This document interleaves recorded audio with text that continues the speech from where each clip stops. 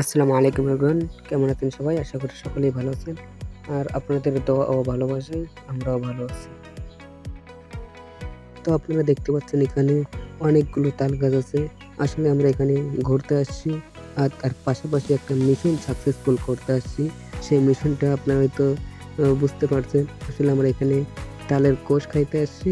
আসলে গাছগুলো আমাদের, মানে আমরা যে গাছে খাইতে যাই ওইগুলাই আমাদের হয়ে যায়। আসলে এগুলো আমাদের কোনো আমরা এখানে চুরি করে খাইতে গেছি আর ওই গাছগুলোই আমাদের হয়ে গেছে। কারণ যেই গাছ উঠি আমরা সেই গাছটা পুরো খালি করে আসি। আপনারা দেখেন এখানে আমার এক ভাই তাল খাচ্ছে। সে কোপ দিচ্ছে কিন্তু তার কোপে কোনো জোর নাই। আসলে তাদের কোনো ধার নাই। আর এই পাশে আমার এক ভাই আছেন আপনার আপনার ভুতা দা দিয়ে আরকি, আপনার দায়ে কোনো ধার নাই। সে পুছায় তালটা কাটতেছে। আরেক ভাই আমার গাছে উঠে আছে, সে তাল পাড়তেছে আর আমরা নিচে থেকে বসে খাইতেছি।